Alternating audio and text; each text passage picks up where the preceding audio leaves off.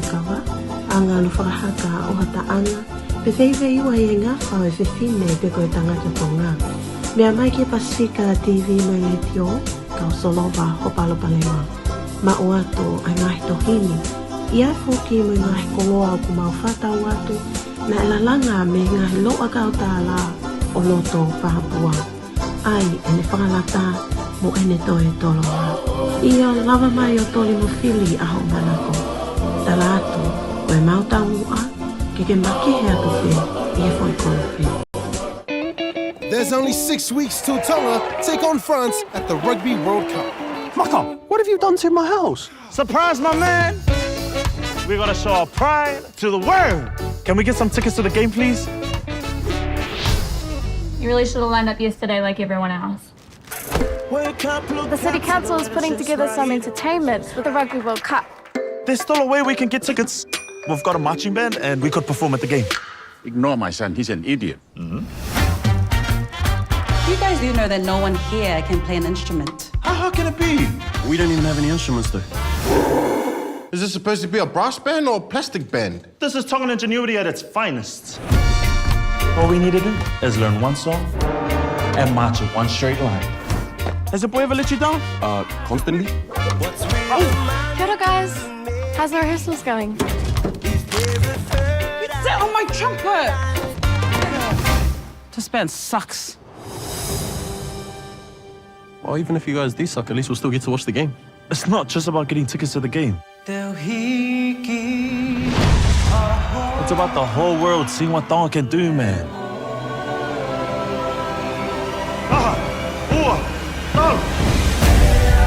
Look how far we came already. We will not be embarrassed in front of everyone. He and his band can make us all proud. Well done, everyone.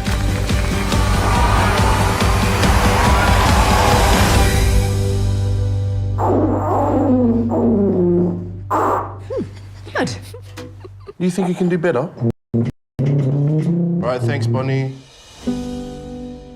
Whenga ke te tongi ho ngahi mo ua, o kui heni ai Digital International ke te koni atu kia te koe. I kuna hau inasi mei he pare paanga whiungu mo paanga e wha mano he wika kotoa pe, ke te koni atu mo hono to tongi ho ngahi mo ua. Awe paanga e wanoa pe lahi ake I he Digital Top Up I he Digital International app, pe si bahau pe whale koloa, pe awe paanga he ClickX pe ko Digital International ke o whamiri mo mahini I tonga, ke iai hau whainga maarie ke ikuna. Mo whaka mawai whaka osim ho ngahi to tongi mo ua, e ahoni. O kuiai hono ngahi makatounga. Really gave me a heart attack when you said you're doing well. It'll be all I had, and then it's just been like hell. Guess I'm only thinking that you ain't moved on. But I'll never thought you'd forget me so fast. I'm always for you.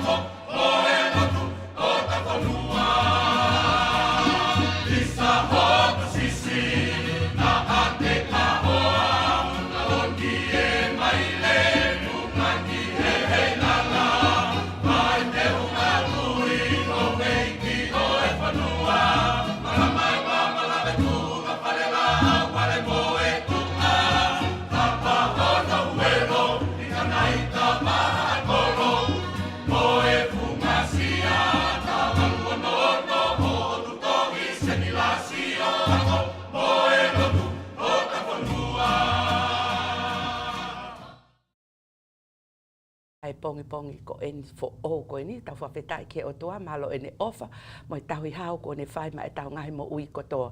Mo tonga me amai ke Pasifika TV me loto Brisbane me Hillcrest pea mo i tau polo kala Manatu Melie o i pongi ni pea koia i he taim ta tau pe o kamata aki mau pe e tau polo kalama aki ha tau whawhetai mo i tau whamalo ke o toa i he ene ofa tai whiri manako fo aki ma tau tore mo ui o tai to tongi pe ia. Koia i he pongi ni o kutau monu ia ke mau a ere noa, whaiwhekau ere noa halapua, whaiwhekau me seasi whakaingilani, kene o atu a e tau tokoni whakalau maari ki he pongi ni. Malau mele ai o mai e whainga maali e koen ke te ahe pongi ni. Ki mua ke whai haki tokoni me tau fola he pongi ni. O ko uhu whanga heni ki he ngahe. Whakatapu ko toa ko os whai atu. Ka ata ke whai haki tokoni. Ki le soni o ko to o me he ko speri pe ko o ngongorerei a Sione. Sione wahe taha fitu vesi taha taha. Pea koeni o ki kai te ke i mamani. Ka oko i mamani a ki nga utoluni. Pea oko au alu atu ki a te koe e tamai ma oni. Tauhi i ho huafa o ou. A ki nga utolu ko ke fuaki ki a te ao. Ko e uhi ke nga taha pe o hange pe ko e taha.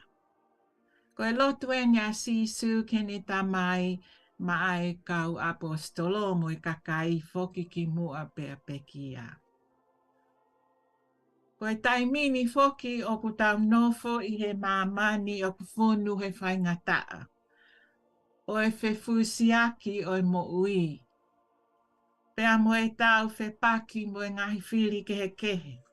Pe he foki e whanongo ki ngahi o ngongo kehe o e tau.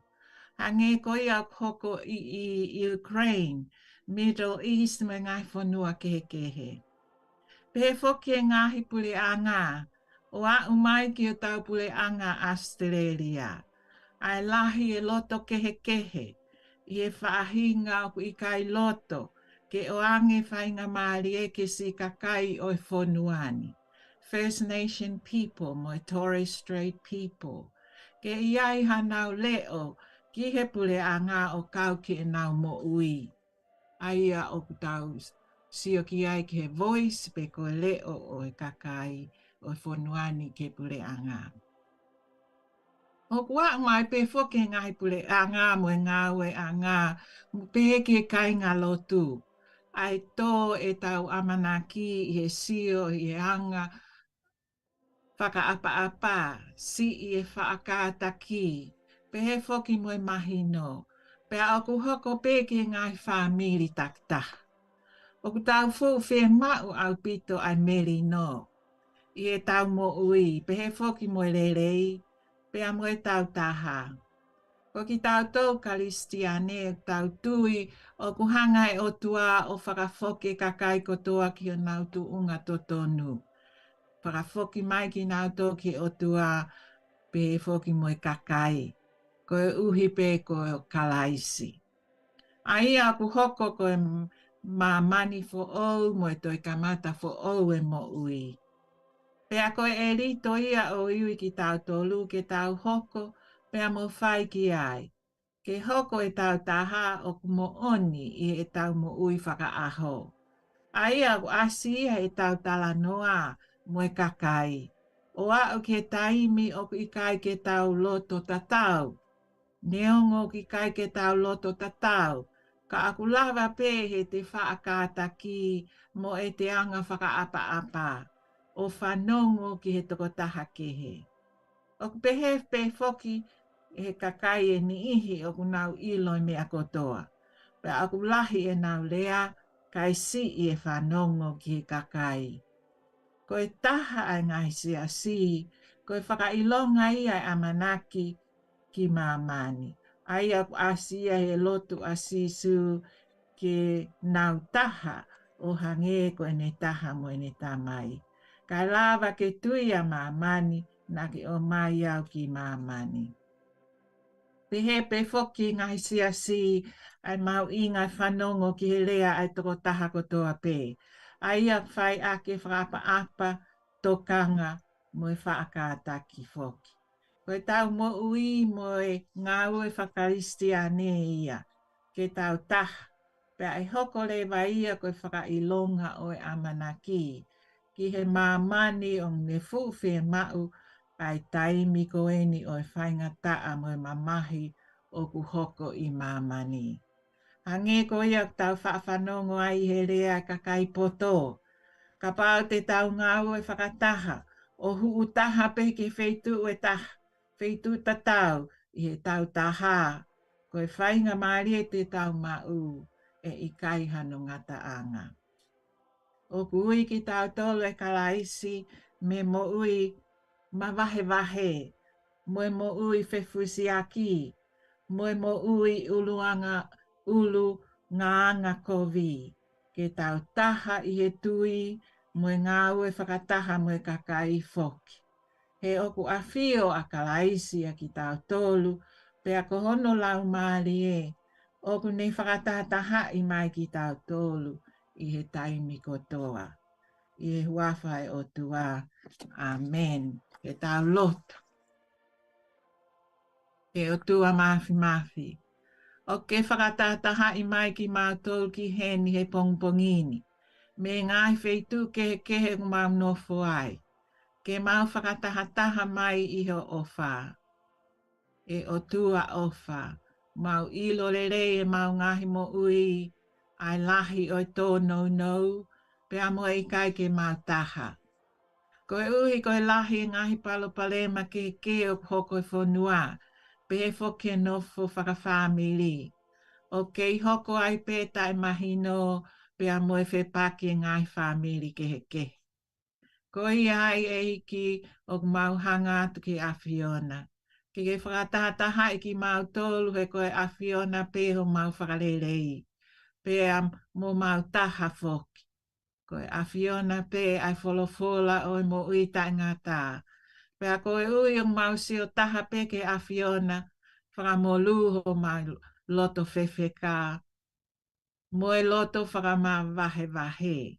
Kai o mai ki mau tolu ke mau taha. O hange ko taha moe tamai. Mau whakamalo atu ki e taimi fia koeni.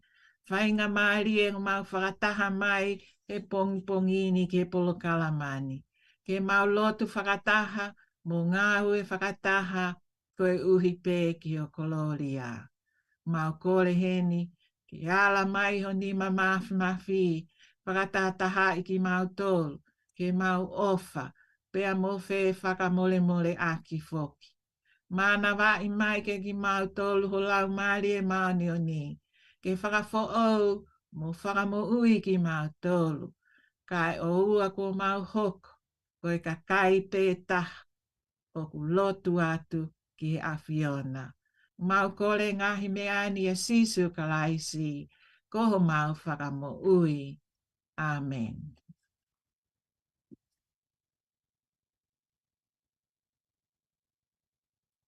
Lava, whaiwhikau e re noa mālo au pito ho o kau mahe pongpongini, o pehepe e tau wanga koe, e tau polokalama, ka pau pepe, ave e tau pepake o lunga, ave e tau pepake lalo, o kono konga pea o e tau polokalama o e pongpongini.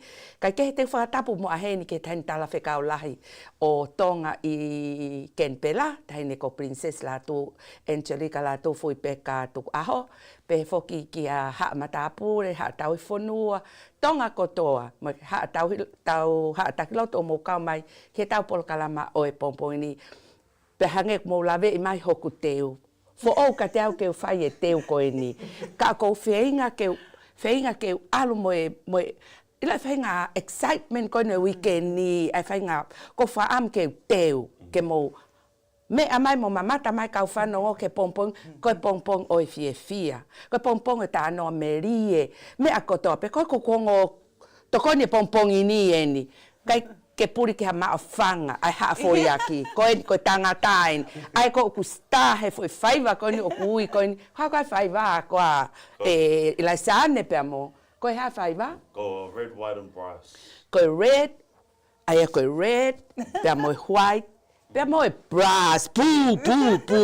Koia anga e whai wā. Koia, ate whamalola, ere no ko ilo ke tatari mai pe. Whie whai hao ki halo mai ke kuongo guest he pompongi ni me Nusila. Mere koe ni o kou whenga ke usio ka mautolu, Kono hinga ke mausio ke ate au, o kou whenga ke usio i. Aia kataki oku ke lava o ke tru ka mautolu ka auto ki lava o le atka na auto malo. Mata tupe. Ka mau ai taimini. O ke sio ka te au? Sio le rei pe ka koe. Koia, o ko sio ate taimini. Koia. Kia o ki tala monu ke teo e whai wā ke po a pompongi. O ko tala monu atu moe ofa, ke ofa ke a whio e ki he tau ngahi ngau e moe lotu, moe hawhua tau o lunga, koe hai ngahi mea o tau ngau e ki ai, e ka pai kai ke kau e ki ai.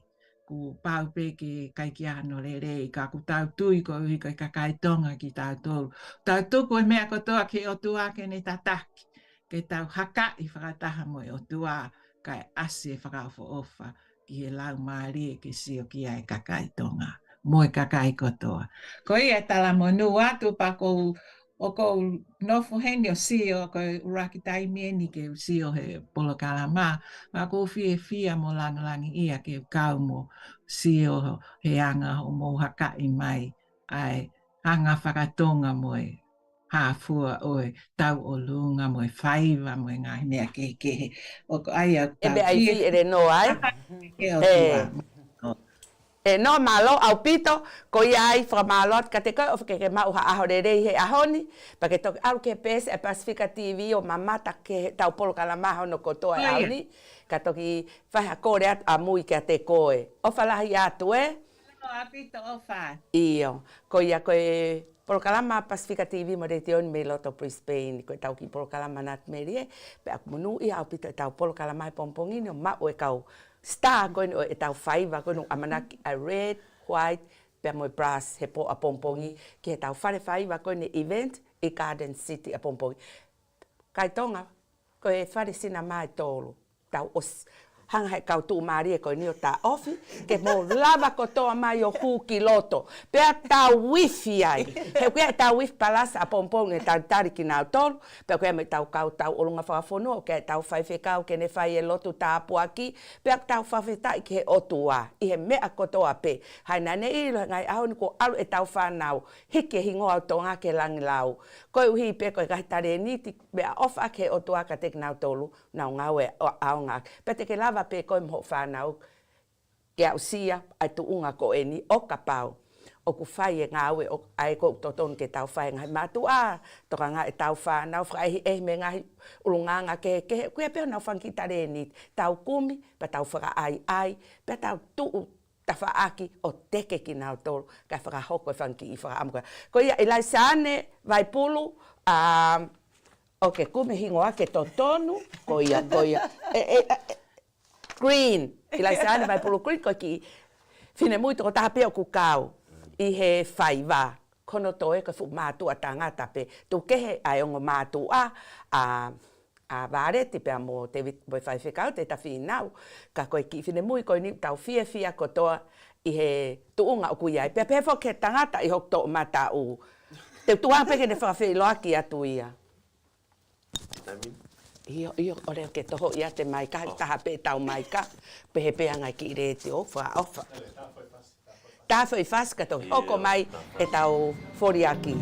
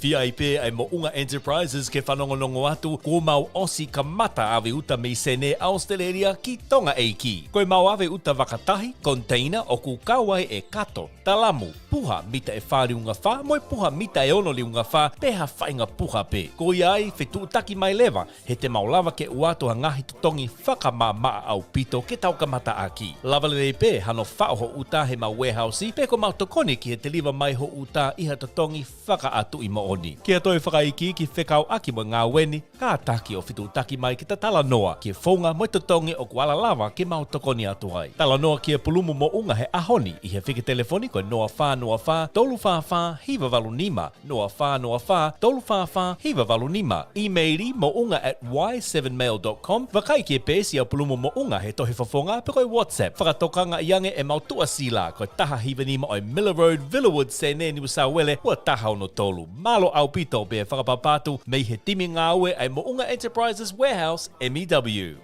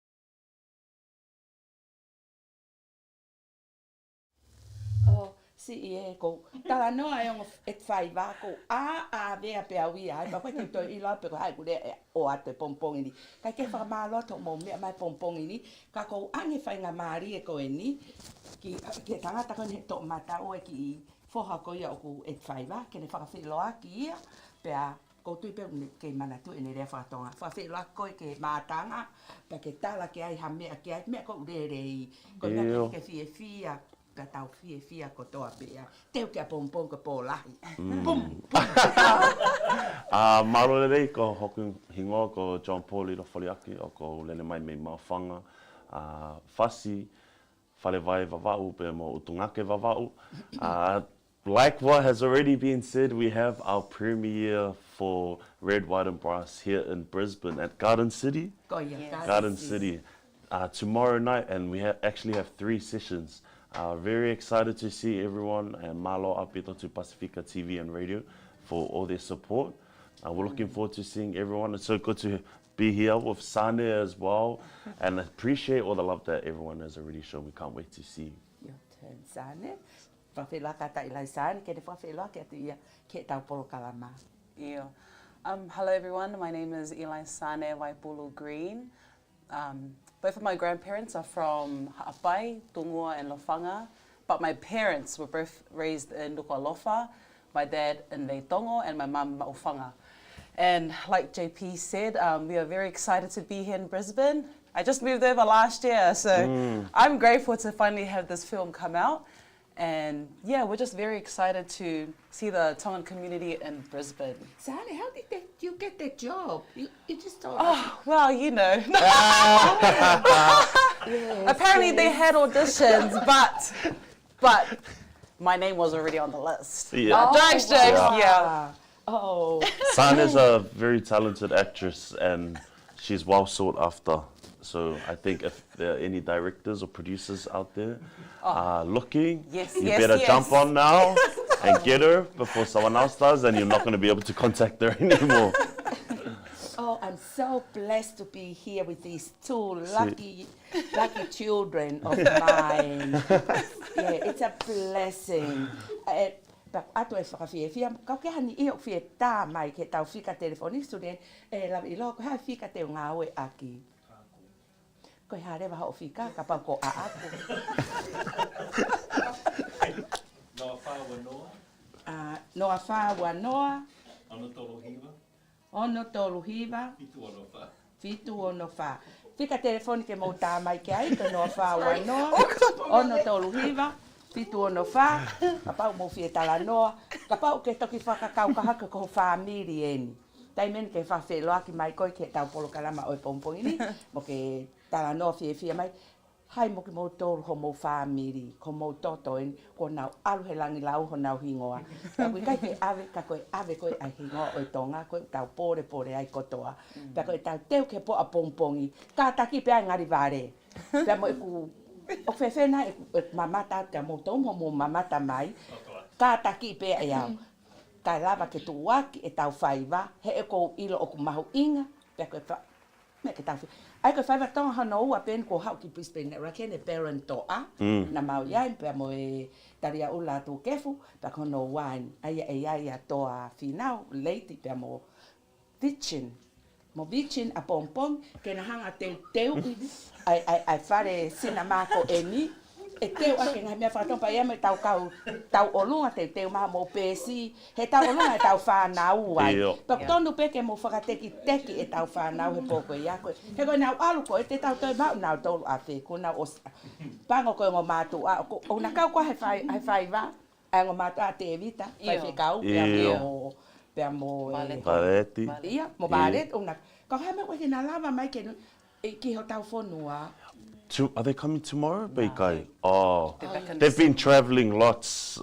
They were here in Sydney for the premiere, and the Melbourne one. Yeah, Melbourne as well, and Devita was in LA for the film too. So yeah, I think they've got some church commitments.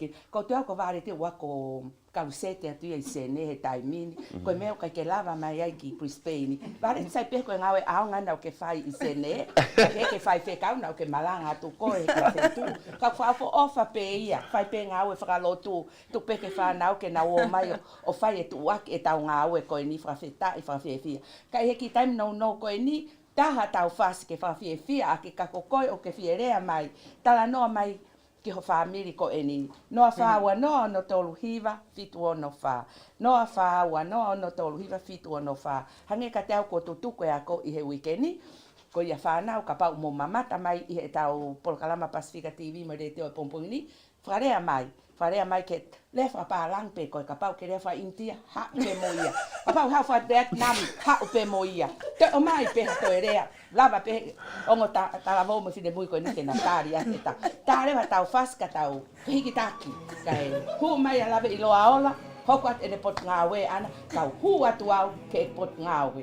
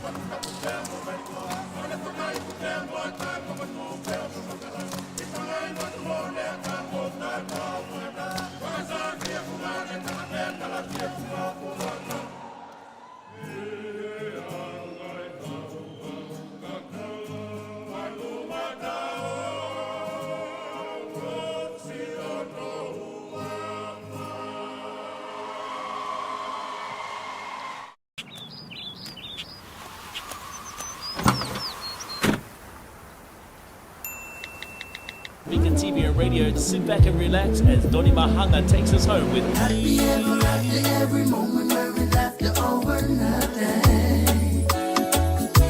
Your presence is the essence of the fire that is burning in me, baby. Pasifika TV and radio is now available on an app. Download your app today on Apple Store or Google Play.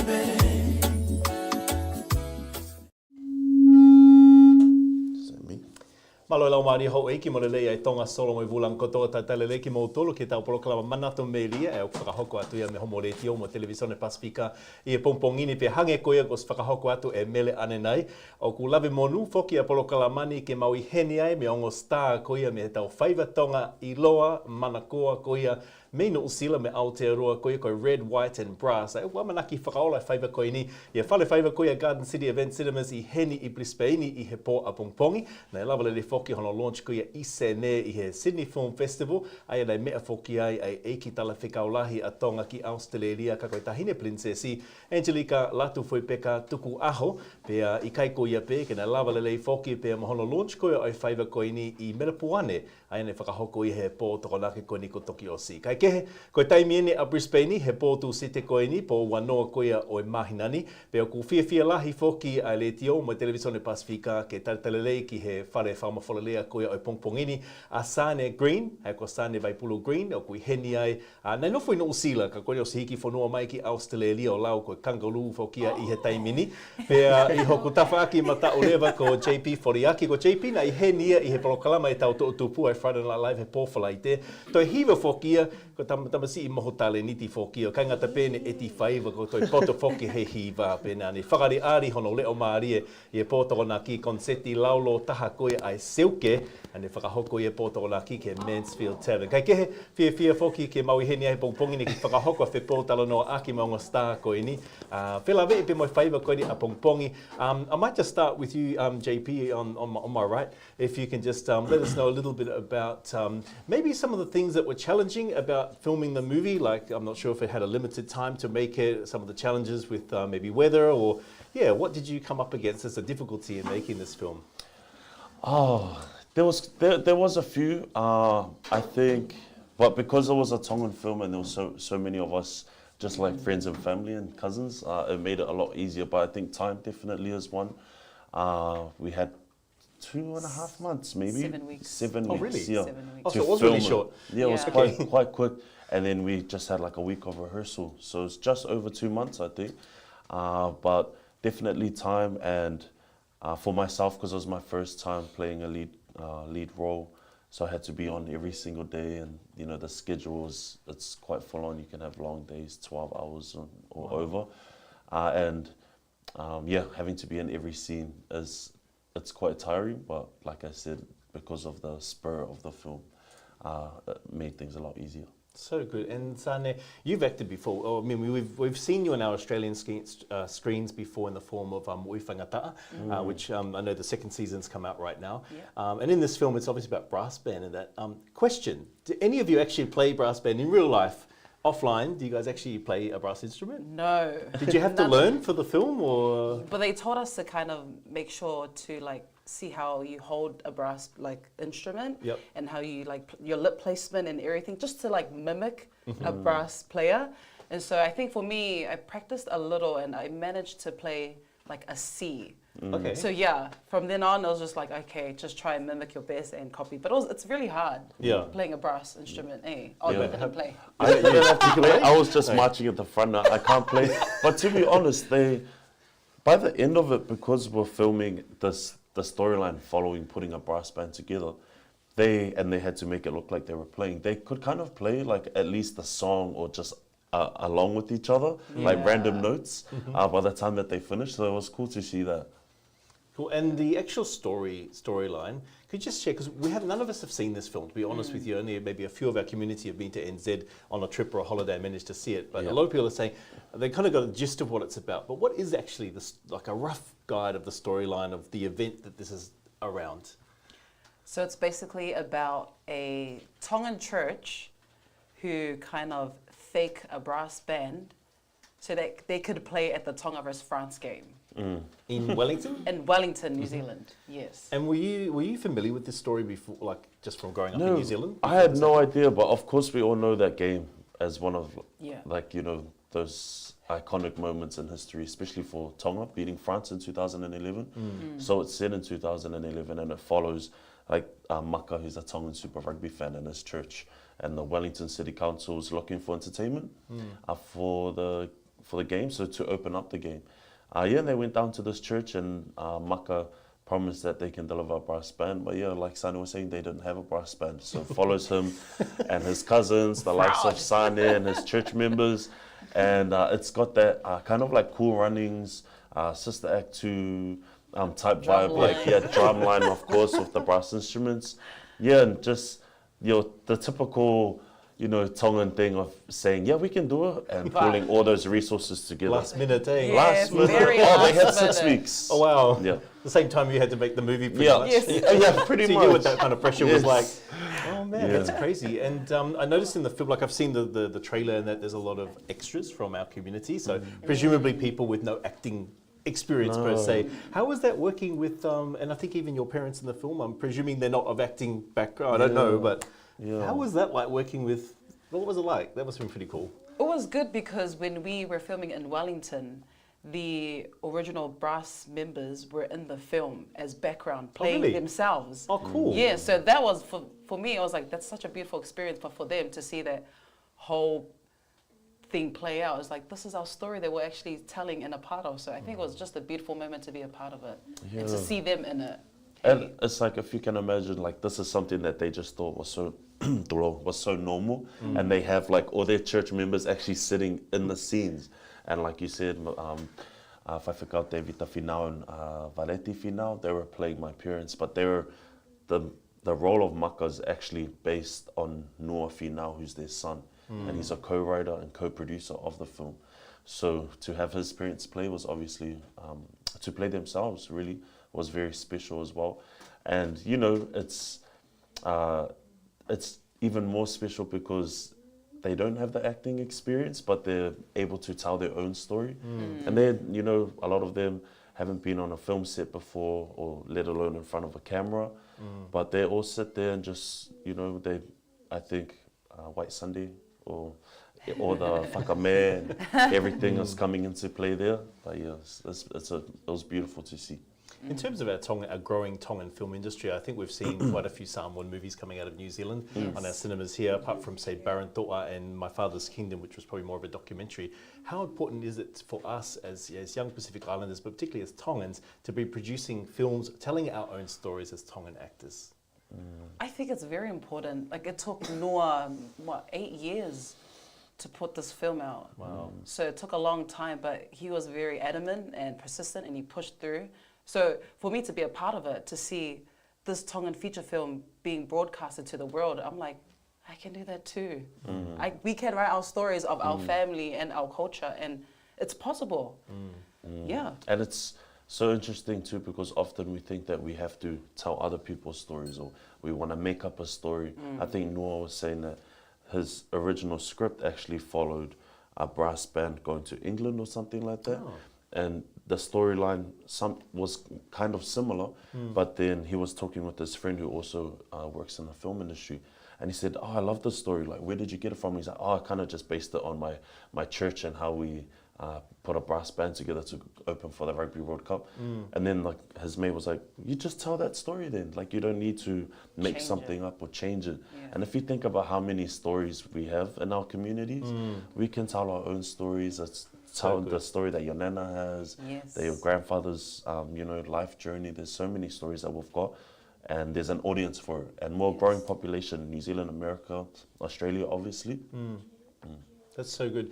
And my understanding, if I'm not mistaken, that the film was originally shown in Tonga to Her Majesty Queen Nasi-Pau Tuku Aho and the royal grandchildren. I believe that was at the Tānoa Hotel in Nuku Alofa. And then, of course, the Sydney Film Festival launch, Her Royal Highness Princess Angelica Latupuipeka Tuku Aho was the guest of honour. What was it like being there, firstly in the presence of our Tongan royalty? I'll start with that before we go on about the rest of the people. Oh, well, unfortunately, we weren't there. Noah was there though, the co-writer, co-producer, Damon Whaipuleai was there. He's also the co-writer and co-producer. And Whaifakau, David Tafinau and Valeti were there. But they said it was a beautiful experience, and we wish that we could have come. We could have gone, but we're looking at hopefully taking it back. I think very soon.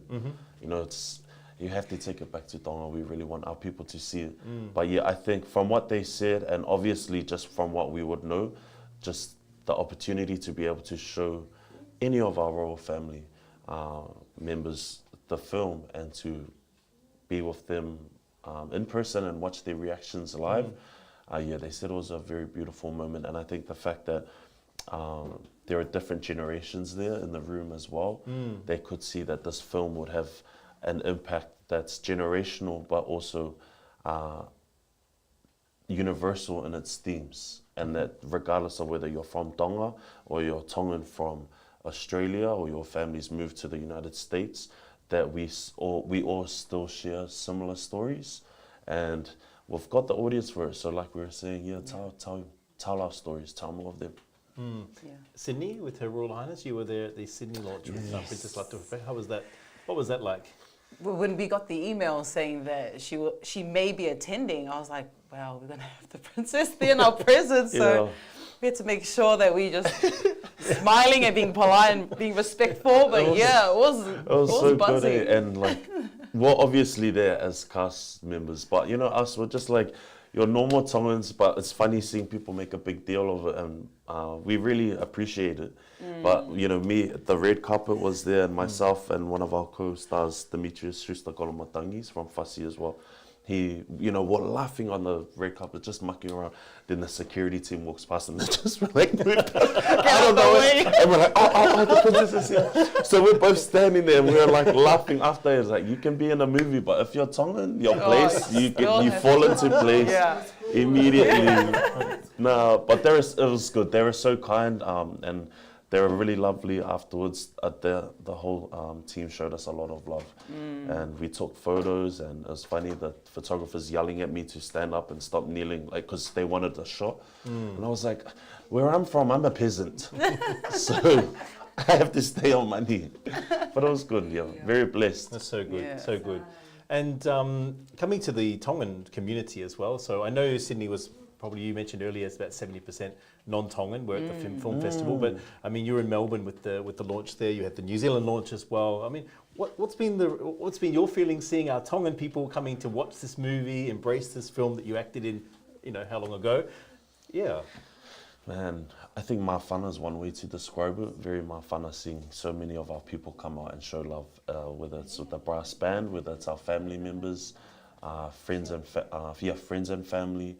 And just the young ones, especially in our families, coming and seeing like their own faces and their own people and family on screen. It's been an incredible feeling.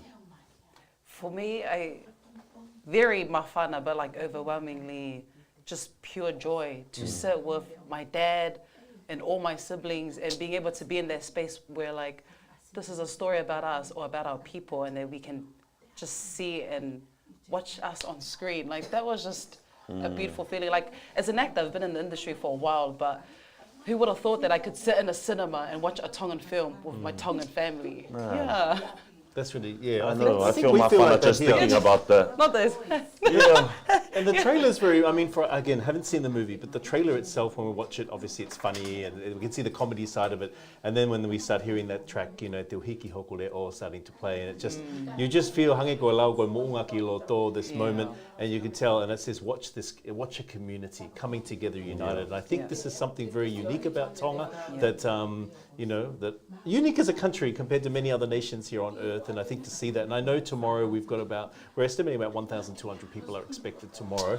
And I would say the majority are Tongan, some Samoans and that there. But I know people from my workplace who are non-Tongan, they're really, really excited to come along and see this because they saw the trailer. And I was like, what's this movie all about? A brass band? It looks funny, but then there's an emotional part in the trailer and kind of thing. And what's the storyline? I said, well, you're going to have to come and watch it and buy yourself a ticket and support it, kind of thing. So it's really exciting. Is there any other projects that you two individually are working on? Any upcoming films or music, you know? Well, at the moment, I'm going to go back home and I'm going to work on some music. Selke Tour was incredible. I'm not working on anything at the moment, but there's a film, it's going to be released, so it was a web series. Actually started as a play, and it went consecutively for years, and it was quite popular back home.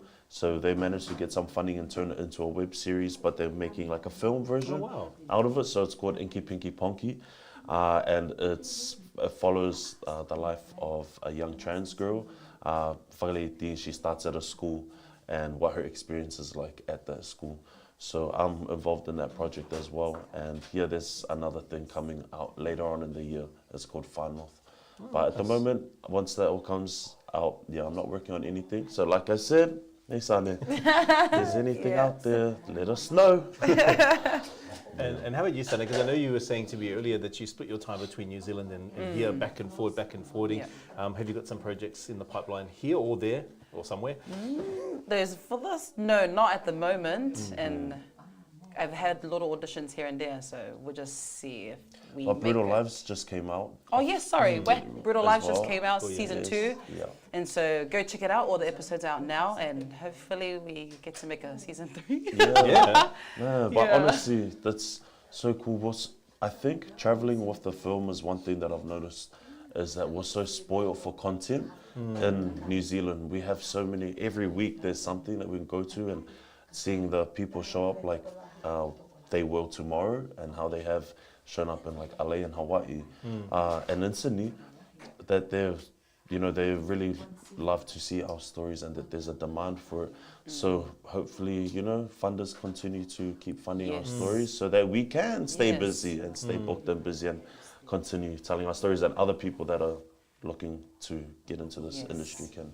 I definitely agree with you, as somebody who lives here in Australia, that there's definitely a hunger out there for a Pacific film, and that's not just from our Polynesian community, but more broader across the scope with all communities there. It's a new industry, it's the cultures, the stories, and that there's a hunger for it and definitely a demand for it. So we're very excited.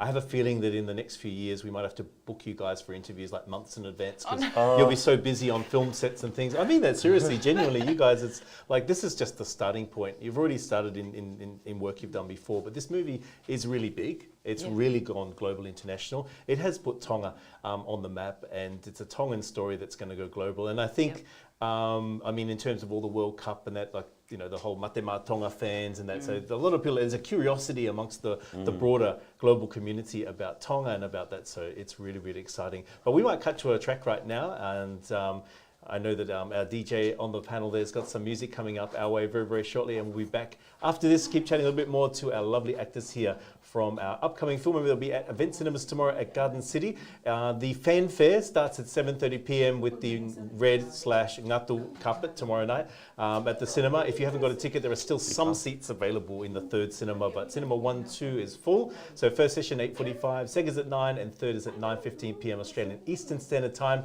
We'll be doing some live streaming from there as well as some filming, so make sure you make your way down. And of course, a brass band and entertainment will be available as well.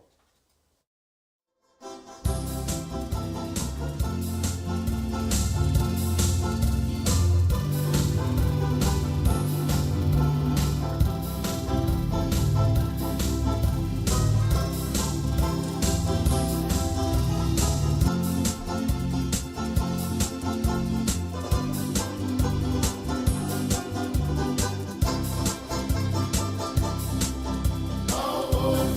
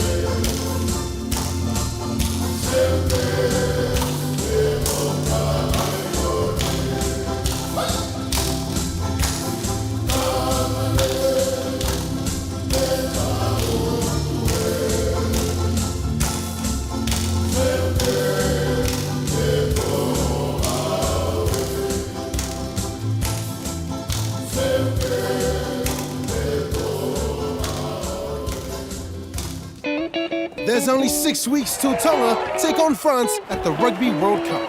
Mucker, what have you done to my house? Surprise, my man! We're gonna show our pride to the world. Can we get some tickets to the game, please?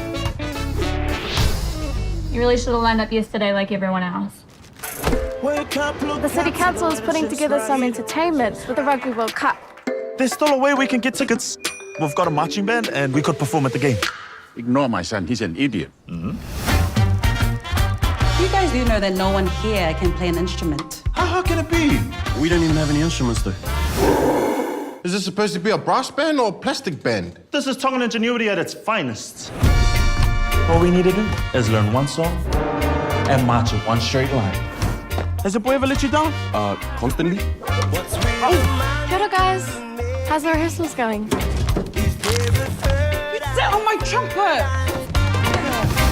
This band sucks. Well, even if you guys do suck, at least we'll still get to watch the game. It's not just about getting tickets to the game. It's about the whole world seeing what Tonga can do, man.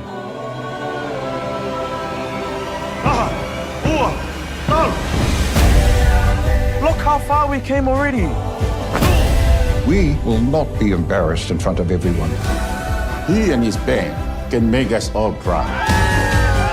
Well done, everyone.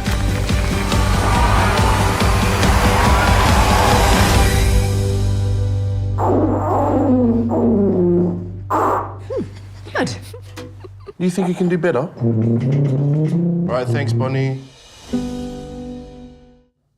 Malo mo fi ao mo tau whelongoa ki koia I homo le teo mo televisione Pasifika pe hange koia ne os whakahoko ane nei maulo tonga I heni ai pe mo JP mo Sune me he whaiva laulo taha tonga me no usila koia koi red, white and brass te tau kula te tau hina mo tau palasa kotoa he po a pongpongi I he event cinemas koia I Garden City o amanaki holoi tonga mai ho tau kainga ki ai koi uhi koi toko sea ene e taha wewangea o kos whakatau atu kei toi pe ngai tiki te ia ke he peke ke kumi e wawetaha te rea na ke whakaisi isa e whainga maari e toto atu koe ni.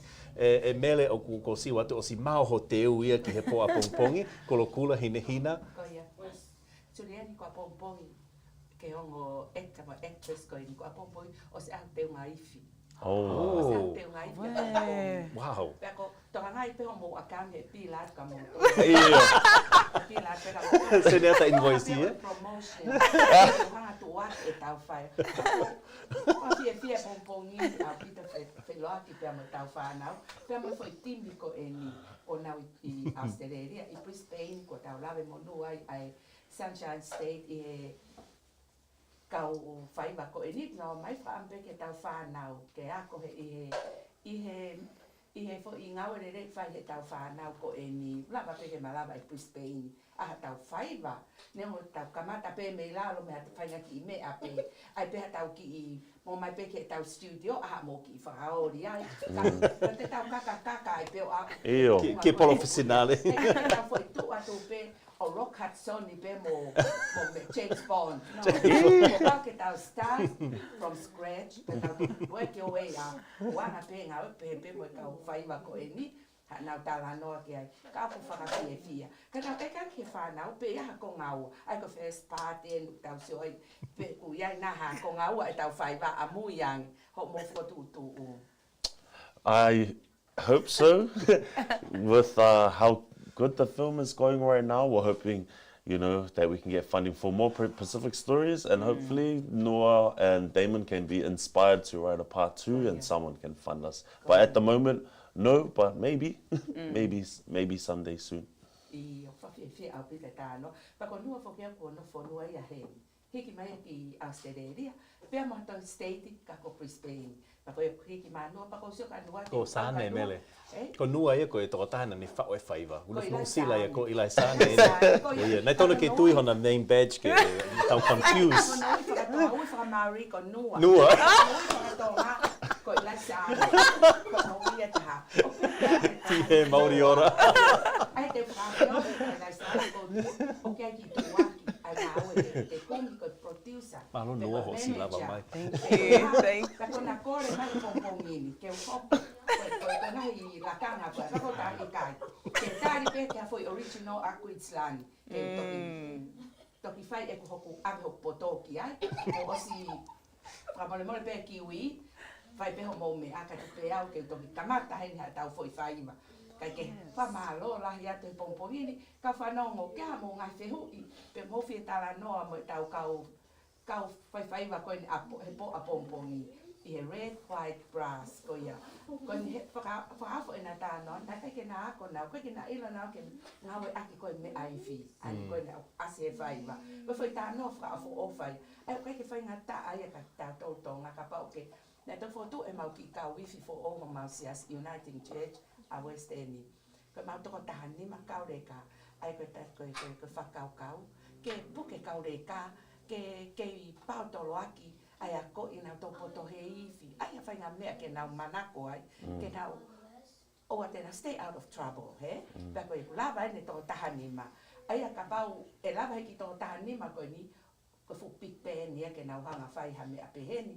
Pea ko whakawhiewhia au pita kou ma lava pe ke tau wako. Ha whahinga tare niti pe ka pau oku ke loto aki. Ko ia he tānoa ai. Ko tupe hoko ai whaiva koe ni ka whaloto lahi ia ki he tau whanau tupu. Iha whainga siasi pe as te rio kunau kau iha iwi. Koe levolo enu ki tau lavo o wau ki ai whakatu apure anga i he malai a kapuru koe ni a mamani he. Kau toi lava pe o ai whakaori. Ke lava ke hang manakoa ke whakitamaiki. Tango he kai ke te atu tau tuma o sio e nota. Nengo confuse pe a whaihi vai mo whaihi. Sio ke nota. Ka koe sio whakitamaiki e whaiva. Whaloto lahi, koe ka mea whairi whia. Wha ai ke nā tō. Nā ope nā tō whai tō hake pe mea whio puhi. Pea lava pe ke hau e nota ai. Koe whai tāia ngahi ako. Mai tau whanau, o miho mō whanau ako. Me i ko ke la lahi. Koe ke ha whakangata e tau. Pea koe ke ha ko ngai ai o ku ei o. Pe koe ha ngai tutu uni koe anai whai. O te whanonga ei o. M.A. O ku koe ha whanau ai koe PG pe. PG, io. Koe ke toi PG he ko hi. Koe kaure kaguna o si ifi ke si. O koe koe ifi ko. Pe he, ka koe ifi o ke. Puku. Koe ngai ifi o ke whanau mo nau kaha. Koe whawhake he anga iwi. Koe ka whanongo, iwi au pita. Koe tau manat melia o e pongponi. Koe fuu whainga maari ene. Ma o e kau ek whaiva ko e ni ke nau womi. O mai ha nau ngahi. E nau ngahi viu koe o iwi. Moe hae rerei ke kaha u. Ke tau whanonga koe whanau. Koe hae rerei ku nau ma u. Koe hae whainga... O ke whainga... Toi whamoni ako ke... Na mo mau ai ai ngā ue ko e ni pe. Ko whiwile lea mele. We have qualifications in terms of acting and certificates performance. For you to get ke tari he ka hono interview. Na fe interview mo. My audition, eke my audition. Na fe. I studied a Bachelor's of Performing and Screen Arts in New Zealand. Yeah, so that's my qualification. But with acting, you don't got to be qualified. You just have to play the role. The audition? The audition was good. I did a self-tape. Because I was in Australia at the time. Yeah, and I think I only did one and then I didn't get a call back. They just gave me the role. Yeah. Oh, that's awesome. Hey, well done. Yeah, that's so good. Yeah, I don't have any, like Sanu was saying, I don't have any acting experience. I think the one acting role that I did before this was an extras role on Polynesian Panthers that Noah also co-wrote on. So they asked me to come in for an extra role. And then they said, oh, actually, there's 3 lines for one of the extras. Do you want to do that? And I said, oh, yeah, okay, cool. So I did that. And then, yeah, I wasn't really looking at getting into acting, like, as in actively after that. But I was open to it, and I just wanted to try new things because I love doing, you know, anything creative. And then, yeah, they got me in for my audition and had a few more callback auditions. Were you auditioning for Maka? Yes, for Maka. So it was for Maka's role? Yep. Yeah, it was for Maka. But the role that I played is very similar to who I am as a person, Maka's character. I mean, he's maybe like a bit extra, like a few notches up, but he doesn't have an off button. But yeah, I think we've touched on it before, I think, about, you know, like Sane's character. She got that after her first audition, and you just bring yourself and who you are and into the role, same as myself and the other actors. And a lot of us were playing, you know, different versions of ourselves and our own experiences of being Tongan. And it's like funny because all the things that got me that role, you know, my hair, my big hair, I've been told to cut my hair before. He's always dancing and talking at the wrong time. That's always something I got into trouble for when I was little. So it's all those types of things that helped me be prepared or do the role justice.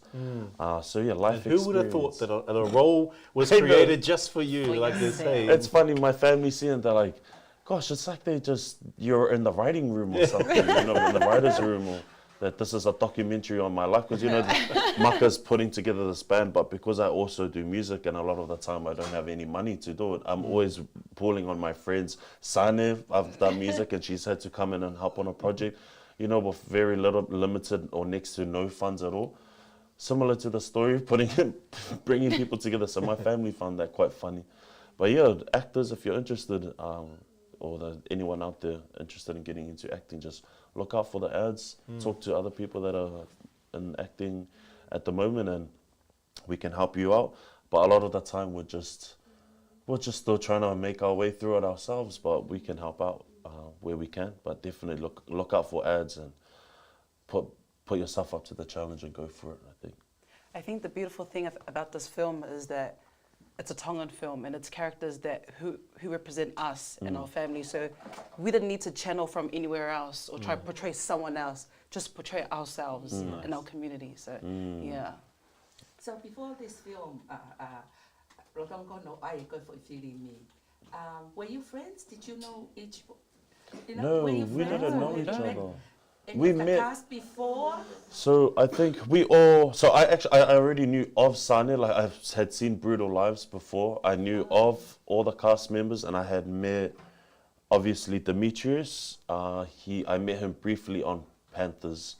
Because I was an extra and he was one of the leads, and he had finished up late, and it was just around the same time. So we ended up in the car together on the way back. So we met there, which worked out well because then we have to do like is it a chemistry test? Chemistry test. So they see what your chemistry is like. Your chemistry is like in person. Never heard of such a thing. Yeah, That's cool. So they test and see what you two look like together on screen, and whether you get along well, and whether your characters match. How do they test that? Do you guys just chat, just laugh, do a scene.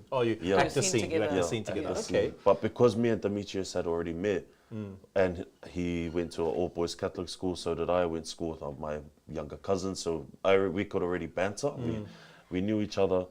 So it worked out well when it came to the audition. But I knew Michael Fanisiu. He's from our whanga also. I already knew him. We went to school together. And then everyone else I had either met briefly in passing or just knew off through the acting scene. But yeah, we hadn't met, but we became all like cousins, like that.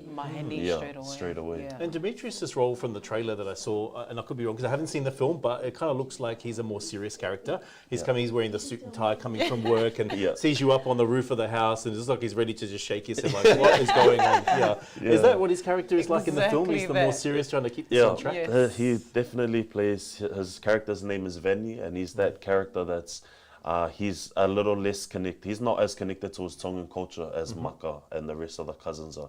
So he's that cousin that, you know, he wants to be proud to be Tongan, but sometimes, you know, he sees his Tongan family doing things and he's like, what are you doing? Like on the roof, the whole house is decorated in Tongan flags. It's his flat. It's his nice, you know, his space. But he's definitely that cousin that just, he goes on this journey of discovering himself and landing in a place where he's really proud to be Tongan. Yeah. That's an interesting, that storyline as a character on itself. And you know the saying in Tongan that goes, maybe it's Palang too. It's not what you know, it's who you know. That comes in handy, because they know you, it's easier to give you the role, because you get on along very well. That you say that as well, because like I said, we had Polynesian Panthers, but then after that I did a TV show called Pop Stars in New Zealand. It's a singing competition. And I made the top 12 before getting eliminated, but because of the how far I had made it in the competition, we had a lot of time just talking in front of the camera so they could see your personality. So Noah he had seen my auditions for Polynesian Panthers, then he could see what I was like on screen. Then he followed me on social media. And he's like, oh man, there's something about this guy's personality that he thought maybe I might be a good fit for it. So then he got me in for an audition, and sometimes just being the best version of yourself can get you somewhere. My family's like, see, that's good so your cartoony can actually get you somewhere. Imagine me, someone is out there. Yes. Watching you right now. From America. I know. I'm saying, don't worry. You got 500 stars, Melanie, for Queensland's producer. Oh, see? Yes. Hollywood. Kaka Hollywood dia. No, definitely not yet. Not yet. Don't worry, one day, I'm not young anymore. Sane, myself or Sane, someone will write something and I already know. Sometimes a lot of you realize that writers and producers, they have all these auditions, but sometimes they already know who they want for it. But the audition process is just in case they miss someone. But see, we already got you in mind. Yep. We already know. I prefer to be on religious program. Well, I can write a religious story. It's too holy for me to go outside my little comfort zone. Oh, please. No, it's so good talking to you too. I mean, people out there think it's a big thing. You've got to go to study at uni. You only have to go to uni to get these qualifications before you can get a role or a job or do something like this you're doing. But this is encouraging whoever's out there. No, just be yourself. Definitely. You just don't know. Stay out of trouble. Stay out of the other band. It's more important. This is how you get the role. So good. And mena na osi asi foki a JP he tau polokalama ki mua. Ke maratu e tau whakitu waka e COVID me New Zealand na whaalele I pe taimi koe na ne kau I ai hono. You know, he's different in everything. Ko ia, COVID taimi koe ia, taimi ne o ku brass band taimi. So what my family said, depends how I feel. Like 1 minute I've got my afro, next minute I've got my hair tied, then I've got my braids. This is what they're looking at out there. There is someone from Hollywood who wants to replace Rock Hudson. Or the Thor. There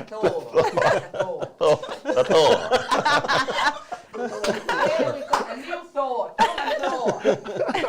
Yes. Don't you play a song? Malo nua. We tā mai hoi Pasifika toki.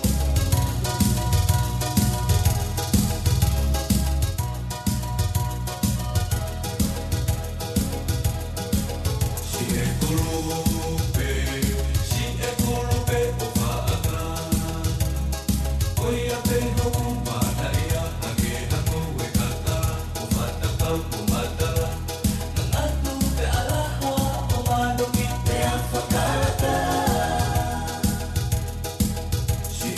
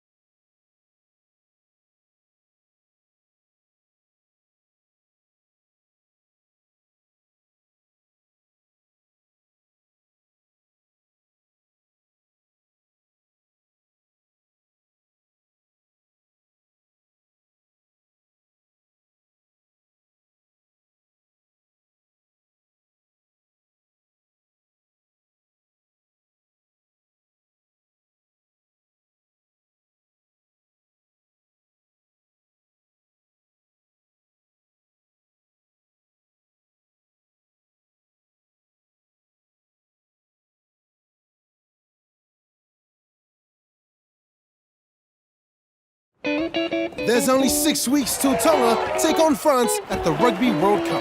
Maka, what have you done to my house? Surprise, my man! We're gonna show our pride to the world. Can we get some tickets to the game, please?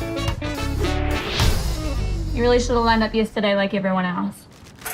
The City Council is putting together some entertainment with the Rugby World Cup. There's still a way we can get tickets. We've got a marching band and we could perform at the game. Ignore my son, he's an idiot. You guys do know that no one here can play an instrument. How can it be? We don't even have any instruments, though. Is this supposed to be a brass band or a plastic band? This is Tongan ingenuity at its finest. All we need to do is learn one song and march in one straight line. Has the boy ever let you down?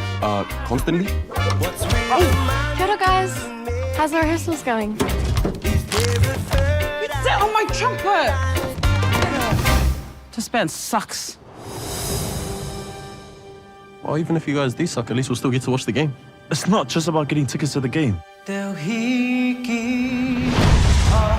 about the whole world seeing what Tonga can do, man.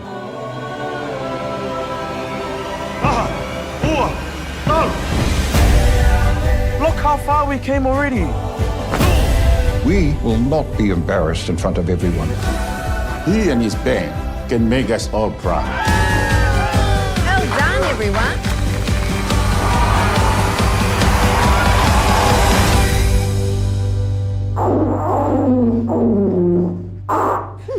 Good. You think you can do better? Right, thanks, Bonnie. Koia maloho mo kau mai he tau polokalama koia pungpongini pe kulotonga ia he toko taha I he laini telefoni polokalama MANATU MELIE malo elelei. Polokalama MANATU MELIE toko taha he laine malo e taulava ke pungpongini. Malo elelei he laini telefoni ka bau kia taha he laini telefoni pe ka taki pe o talanoa mai. Koia mahalo pe ku ose credit ia Digicel ia toi tā mai pe anai. Mele? Ta hoko atu pe malo toi tā mai toko taha koe laine ko tui pe ne ose credit ia. Telefoni tu a he public phone.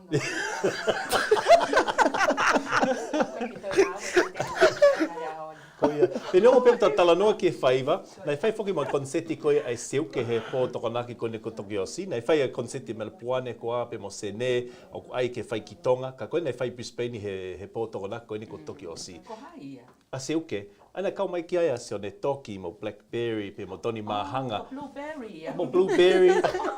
Koia. Strawberry. Mo JP. JP koe na ne hiva mo ia. Koia, tele berries he pōko ia. Pene toko lahi foki e kakaina ia he pōko ia. Na e foki ho foha mo I tore en loa mea ma o whiohi pe pōko ia. Ka ne lawale re konseti mene toi hiva foki ai pe mo JP ka ngata pe tangata 85 koko ne toi. Koe ne toi online ai toko taha koe nei tāmai ane nei. Polo kalama MANATU MELIE malo elelei. Ia, malo lelei ko au whaiwhekau Eleanor Halapua. Whaiwhekau malo e taulawa ki pongpongini whakamalo ata ho tā mai pe kua tā pe laine maau. Ko ia. Te rea pe taimini? Lea mai ange, iyo, malo. Iyo, ko toki manatu I hake koe ongo star koe ni Tonga. Foriaki pe amo Sune. Ko toki manatu I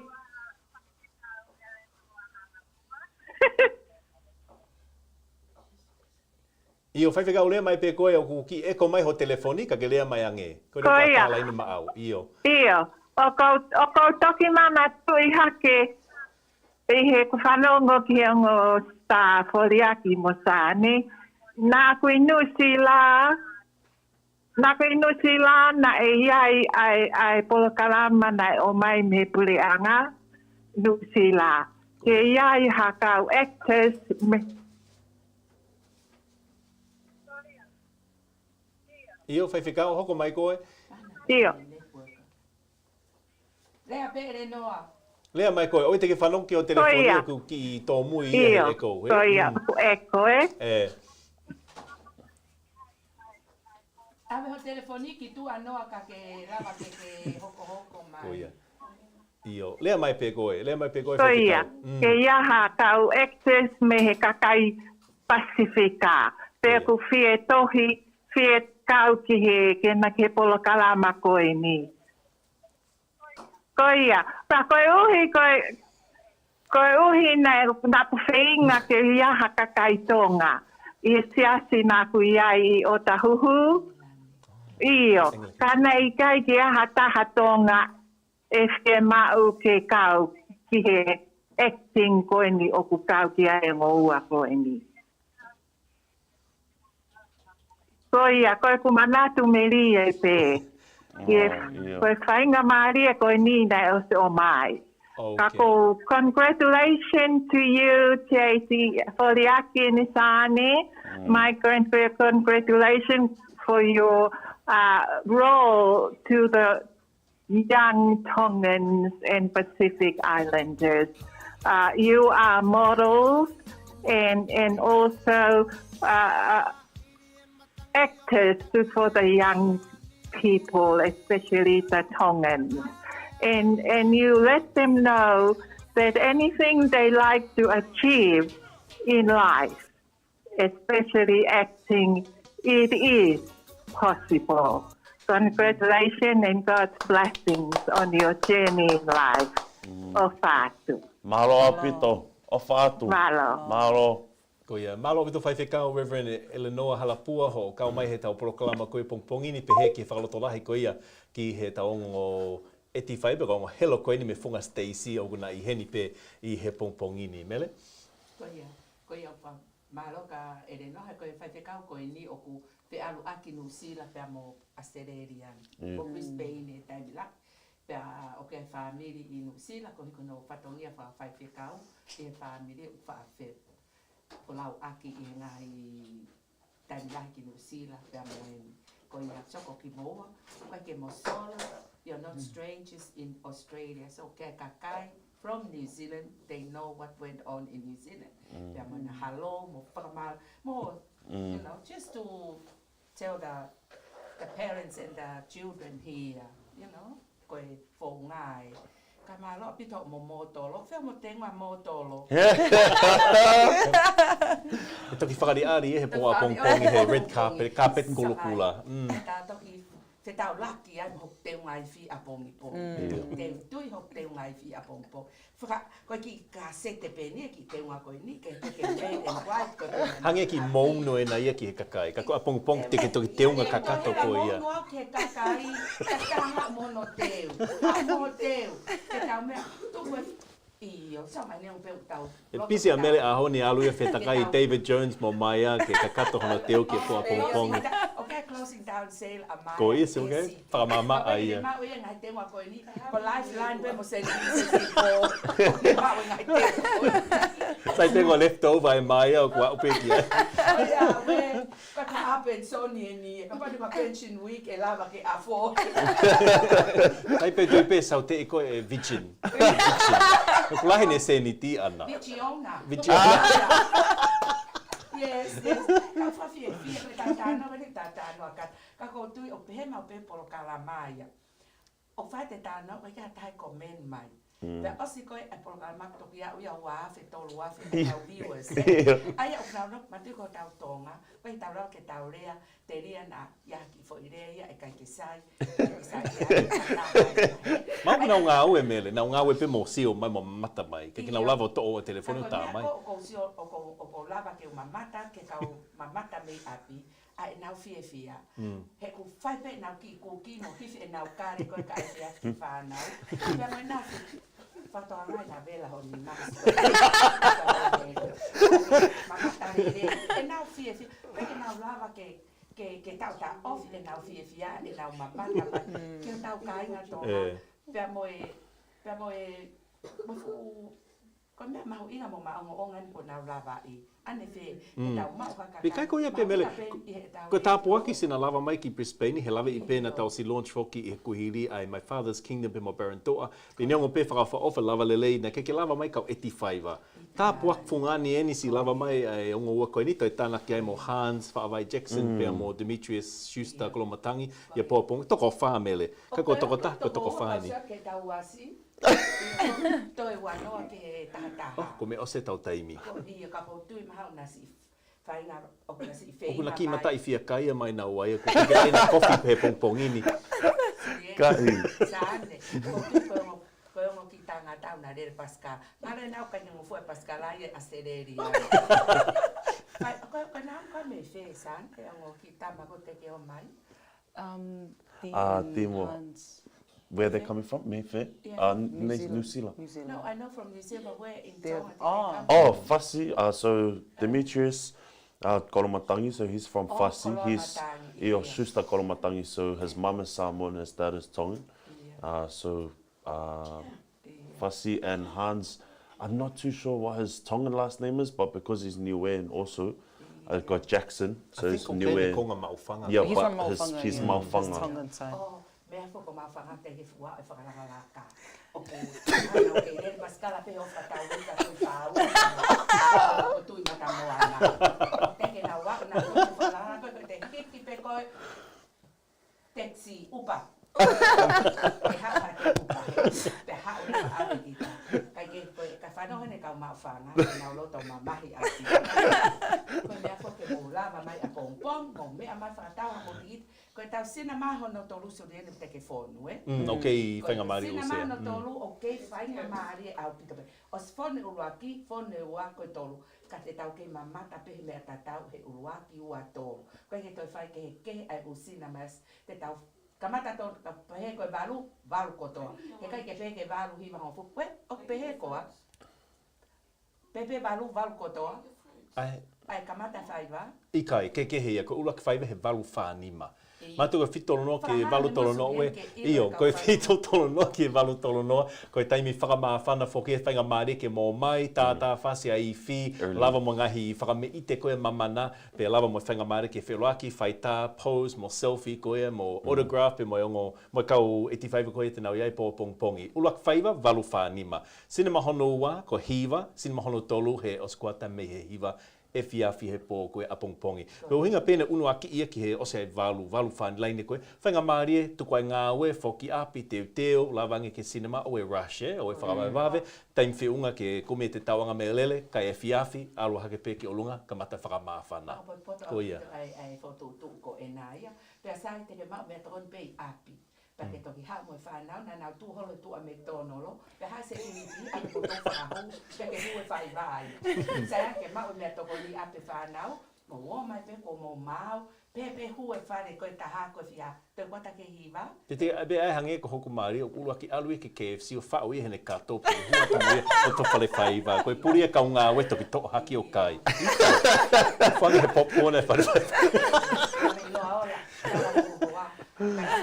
Funky in se kita ma funky se mo hu he rota fai faiva but dai me de flu fai flu ke ko rhino flu ko covid ko tai pe ko tangata ne malanga i ngahi fai to ki covid he tu aki ke ma ke fo ke tau kau ek faiva o na ke mo ui le te ke na ma o funky se me he ta ngari ko ho tau fonua ma me to pe api ho ala le ilo ai se leo se tai fa now os vamos Tokyo toki come fa nei fa foi askirin ke tau inasko to ai Garden City fo foi askirin fene fare kai pancake me na na tu pe Garden City tu le ia ke sapa kai ke a pompom ko ku fa hatu e lere u fare kai ke na time tata ka pau ke fai no o te fu fa vale ka pau ke fai no tolu o te to fu fa vale ka kai me le pe ho alu ka pau pe o ke fe ma ke fai ta mo ke sio ke sio ilo ai ta ko tomo ke fe lo pa ke va ve ha fe valo Garden City we en sina mai tolu o sta off ka ke ya va fica tolu ke ya u tikite o ke toi ko ia ka pau ka ke fiu he ulu aki he ne hu mai tua hu mai ko kiu he fica tolu te ke ma fai nga mari pe ke o te ke fiu i he sio ko me ale reia he ko au te ure pe me ulu aki u atolu te pe au ke o ma ko to u fa he ko ne ale fa ba ka to la vasio ko ia te pe ho puare ti ke lai ho se ni ti ke a fo te fare ulu aki fare wa fare tolu mo whakapare e kau eti whaiva. Ka pau ke mare ia he whaiva, ke hano kovi. Ke whakapare e pe to ko wha koe tena wihene a pupong. O keki whainga tā make mea pehe. Ngā whema pena tore New Zealand currency. Kai saipe. Wewe saipe tola Australia. Tola Australia. Koe nau tā ma nau sa e Australia. Kai ki ai he kai mono he. Puri puri, mono he. O he ka ari ai tu a e toko mai ke charity koe na mautoro. Maha e whare o ko ia hei mele. Koe hanga pe tau hua ke maari ho tau pongpongin. E koe mea kui koe sweet memory. Sweet. Koe maari e ia pe mo sweet. Sweet, sweet. Sweet and sour. Ina sane te amo. Ue ko ngalo ni mo. Nu ko nua e ni. Se ko hai ngona ki aige ki aige nga. Ko Sam. Ko Uncle Sam. JP. Ko maka e he whaiva. E lama peke ui fo ko maka. Maka koe haka e whaiva koe ai Perontonga. Na ia maka ko taria urina de koe maka. A rock. The rock. The rock. Ika okay, mix up koe a parent Tongan whaiva rock koe a une e te ia rocky Amerika. Rocky Marciano, Rocky Balboa, rock and roll. Okay. Ai taha nai rock e ako maka i. Mai foi fácil.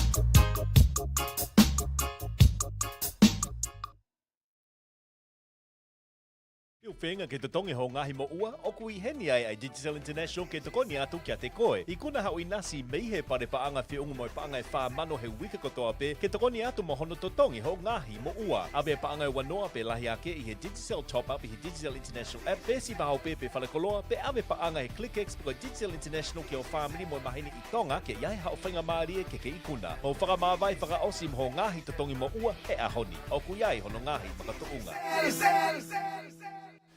Malo pito manatu melie foki ni hanga tono atu pe me he mauloki whakamafola lea ko ia ata mo televisione me Pasifika TV radio me Brisbane Australia malo ho mo kao mai malo ho mo whiao mai pe malo e tau whelongo aki mo tau whemata aki foki I he pongpongi whakakoloa mo whakao whaofa ko ini. Mele ngā wamo pe mo lavilo alofa whatongia ma mo tolu pe hange ko lau mawiheni ai pia mo JP Foriaki ka uma a foki a Sune Green ko toki takai whakaosi eni mele he pe me ose tau taimi. Popongi mai. Te tau mi te whitu, te ose tau polokara mana te rie ke pompong ni. Pea ku whalata o pito ea o loto studio me Hillcrest e pompongin ko tui pe maha ke tigiri e tahaua pe tahatolu i tua pea Nai mo moko ane nai ka hanga pe o ngua konia o mea e ma whana ki lotoni e. Pea ko wanga fo nao mo moko nu sila ko tahatolu halu fo o tau launga he Ko taki tho out tau ai he na o mai. Na homa na homa na tu oni la a hoko la a rangi maa ko la a fua la a e tau maa whana ko e pia. Ko ia nai pehe e hen mo toko ua o e kau whai wa i he pompongi ni ka mahalo ku na whia ma foke na malo. Ki turi tō mui mai na wakapuna mai no sila. Pea na omi foko ofo i he ea ho tau whonuani. Ea ongo o e anga whakakau mea. Ea o ea ma whana mo mea pehe. Pea mo toi ea mea toko ni. Oku mau kotoa pe ia hen. Koe tau whawhiawhia e pompohini. Ma o JP, pea mo lai saan i he tau studio i he pompohini. No fo a JP i hono cousin i Red Bank Plain. Pea pehe whoka i lai saan ki Eden's Landing. Oku nai ai. Ai a koe anga ia no fo koe e kau whaiwa i he tau whetuun. Hangi ke nā tāno, e ke lava mai o mātu a po una kau he kau whaiwa a whai whekau. A teta whinau, pe pe whoki ki a Vāreti, ka tau whawhita e pe kui heni ai toi o whanau, ke he teo i whaiwa ke po a pompong. Pako na osi e whetu kotoa pe i Brisbane, pe a koutu ka ke mowhi e tā mai, e mo whanau mai pe hawhiawhia ma anu sila e nau whanau, sio mai ka nau whanau tāma, o nau tore ko nau hoko, ko e kau la a hopo ia, i whanua koe ko Australia, i he pompong ko ni, koe amanake ato ke po a pompongi, pea mo e ngau e lahi oku nau whakahoko. O mea e ngahi lo i mata, o mea ngahi lo i mata fia, kai o maa ai manatu, ki he kohiri, ai manatu melie, ke he kohu o hiri, mo tō onga ai ngahi kui. Ko leo pino fori aki kui a JP. I lo re e a koe kautoke tā i loa i tonga. Pea koe kautoke tā, nai aka paskala pea reo pino ia ke ngawe, maa pe kuilo i JP pe kai, ko ine kuina e aka paskala pea me maa whanga ki hene kei tuko la yola motu a. E nai tupe ia i he tawha aki koe api pure a ngā o Tonga High School, pea mo side school, i loto kolo pe ia. Pea mhono ho ako se ini, ko manate rei pe kia, pea koe na mokopuna ini ku hoka te e ngā were rei whai he tangata eiki. Pe whoka i lai sāne, koe i lai sāne ia, o ku tatau pe. Ka pau nei kei mo ue whangakui, ko tiu na o taut pe takau no vea te ni i mala e koe nei mao whanga, pea mo ko na o staut mai pe o tata alo mai pe nau fia. Koe ngā ueni, pea mo tōka kawa nei whai he whangakui, ko utu he tau whanau he nahi ahon. Ko i o mawinga au pita whanau, o ko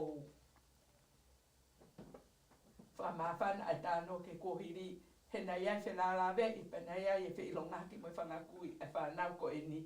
Pa mo ngahi ngā ue maongohana nau whai ko tau ki pure anga ko tonga o kai ke ngālo ia. Ai ke ioko tala mahaki pe i tu a, na kai ke whahau whare mahaki. Na whakasi o pe paskala ke asi haka e oki maa whanga tala mahaki ai. O kai ke eke hapa anga, o kai ke eke mea. Ko ngahi ahon tau ati tonga, ko ia ngai e manatu melie. Tau ati tonga ko kehe eni. Ui whare mahaki pe mea koto, pe paanga pe mea koto. Kana kai ke pehe ho tau kuonga o tau tōru. Ai au tau pore ho tau tonga he makehe atu pe ia. Mea toi whahinga urunga anga i tua pure anga. Pea moe maa mani o tau i ai. Pea tau pore ki hao tau tui. Pea ko tau pore hena kai ki pure i tau toha pure anga. Kana pure anga pe hanga pe he tau e ulak wha o tuku ki tau tōru ki langi. Pea koe ni u tau sio ke ngai ahon ko tau pore. Lava ke tau wholau tau ataina. Awe whakahoko e ngai whakawhiawhia koe ni. Ako nau lava mai ke tau inasi ai i Brisbane. Kai ngā tonga Brisbane, mo lava mai mea mai ke tau o pou ke tau whanau. Koe ke tau toi lau, oku na womi minu sila, pe koe whanau, koe tau whanau pe. Mo lava mai ke tau kau whakatah, na tau kautaha i he whare whaiwa koe ni koe event cinema i Garden City. Ai koe whi tau laki anga ia o Mains Road, pea mo e Castles Road, koe koe surenu, tau koe ku lau pe. Tui peke, Logan Road, kei ko Logan Road mo Castles Road koe ia? Castles Road, tam surenu hala ho lau, ko Mains Road, pe ko Logan. Ko Logan Road, alo atu peki Mount Corbett. Logan, pea mo Castles Road. O tu ai fu fai ko te a pe vai fu fai ba. Pe. Ko ka te swai si na. Ya ko pa ni hina ata po ke. Tu mai mo ho ni hina. To mai o fuka. Tu mai mo ho fuka. Ai ke whaka mahino. Tonga taha pe o ne whaienga. E whainga urunganga ko ia. Tau ataina. Kai ke.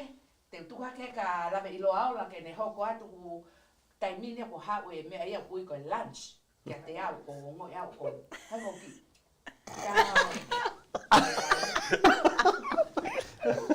Malo apito me piange ko lau ane nai ai e alele mo e mafana mo ngahi ngalu ea mo me apongpongi te tau a vea kotoa I he ngalu ea I he funga ka peti kulukula ia I he tau lava mai ko ia ki Garden City Event Cinema hange ko lau mo toto mai ho mga ifuka tonga pe ma whainga maari e foki ki e wheluaki kai ko ia pe toi whaita pose autograph mo hafua mo toko fa ko toko ua ni I he toko fa e kau 85 ai cast tena iai I he poa pongpongi. Mo lava mai pe fitu tolo no e fiafi. Hangi ko lawa mele, o e whakawawave ka pau ko e session he hiva tahanima. Kau mo mai pe fitu tolo no kei taimi lelei, ke mo kau ate he kiu, mo wheloaki mo kau 85. Ma mata tonu I he iwi palasa ko ia me he seas ko ia Kingstoni, kai ko ia pe to iai pe foki pe mo e kau whaiva, poka kau tau o lunga foki me he mamana, tena iai I he poa a pongpongi. Mo mai e fiafia pe, kumio mo meaka I he taha uwharekai whakalaulo taha koini I he Garden City, pe toke LI pe I o lunga taritari ke taimi koia oi whaiva. Malawa ke kumio mo tikite I he pesi whahope koia Event Cinemas, Garden City. Manatui, Garden City. O te alu ki Browns Plains, ko te whaitu kehe ia. Kei ke whai ai whaiva, o whai pe ki whare whaiva koini. Ka koe ahu o ua. Tau pehe, whakatātātu pe kei mo lava mai he poa pongpongi e Autia e tukuangi atu e whaiva koini ki kotoa e uwhare whaiva a Australia I e pōtupuli lulu koini a ua o Sune. Ka koe poa pongpongi, koe session, koe premiere, makehe pe a tau tolu Brisbane ke launch, whaka-officiare ma launch makehe pe ai whaiva I heni pe Brisbane, mo whainga maari ke wheroaki pe mo kau 85 koini he poa pongpongi. Koia, pe ka pau ke mo lava interneti mele, ma lava pe ke mo tonu pe ke kanita he whare whaiva kume honga tiki. O ka pau ke toi hatiki te ia. Peilo nā whai whai pe a o ke cinema hono wha. Koini ko link. Kanita ke me tono lopo kanita ke ta. Kanita Event Cinemas. Ka koini o si hange koe nei whakaha mai pe he producer Bongbongini, koe link koini ke kume ho tiki te o si tu atu pe he tau pesi e comments koia ai Pasifika TV Radio I he Bongbongini. Watai whakamālolo ta honga ia maoni ki a Sane pe whoki ki a JP, ni ongo pe nei whaohana ki hingua whakatene he Bongbongini. Ka ko JP pe mo Sane eni. Fia na si lava mai mo tuku taimi ke nau hange ko lau whelau I pe nau Bongbong sacrifice e nau morning coffee mo nau breakfast ke nau lava mai ki he whalereti o Pongpongini pe te nau toi kawa te tau laivi I he po a Pongpongi pe o kua tai tala monu ki a tiki naua I he toinga koe ngai whakotoutu koea ki he whaiva koeni I Sene pe he whoki ki Amadika Lahi mo ngai whaitu ke kehe pe I Mamani Furi pe a uki ai ai whaiva koea ai red, white and brass. Surian ko tai me ko hanga ki reka. Te wau so whaiva! Te kumi ho popcorn a pongpong ke mo ki ice cream ke lamu he poa pongpong me. Ko ia whamano to kai ko tui pe ko e lava kakato e tau polo kalama manatu melie E pongpongini. Then you can say a shout out to your family and friends and you know, hi mom, hi dad, you know, all that kind of thing. I'm sure my dad's probably watching it too. Quite possibly. Yeah, hi family. And for those in Brisbane, make sure you get your tickets if you have not to come see Red, White and Brass tomorrow. Malo pito. Malo, everyone. Hello to my fans and friends who are watching. But thank you so much to Pasifika TV and Radio, first of all, for having us, but also organizing the premiere. We've got 3 sessions back to back. That's incredible, especially for any film, actually, but especially for a Tongan film. We can't wait to meet anyone and everyone who's coming tomorrow. And like what was said before, it's out on the 22nd nationwide if you can't make tomorrow. But I know tomorrow night's going to be especially special. So get your ticket for the 3rd screening. It's not sold out yet, but the other 2 are. Or if you just want to come and see myself, Sane, and 2 of our co-stars, Demetrius and Hans, they're going to be there as well. Malo apito. Together, red and white brass. Yeah. Here. Ready, ready, go. Red, white and brass.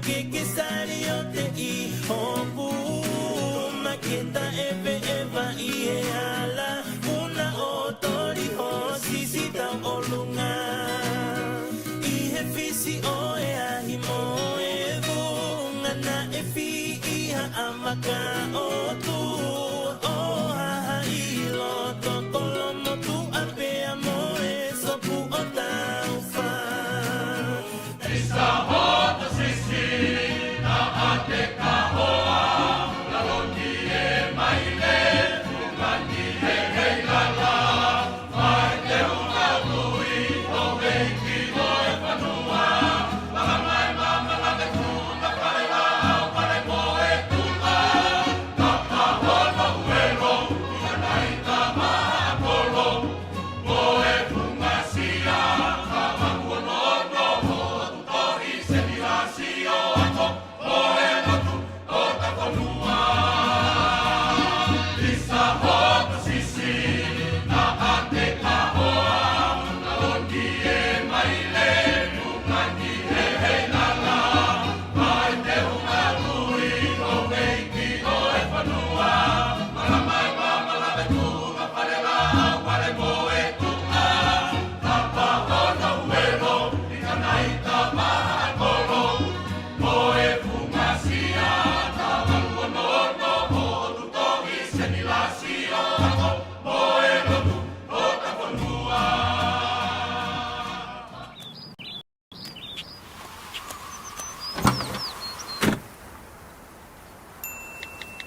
Vegan TV and radio, sit back and relax as Doni Mahanga takes us home with Happy ever after every moment where we laughter over nothing. Your presence is the essence of the fire that is burning in me, baby. Pasifika TV and radio is now available on an app. Download your app today on Apple Store or Google Play.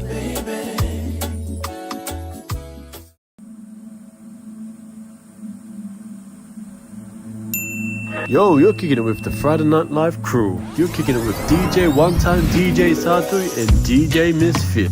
Kick back, relax, and let's get that groove.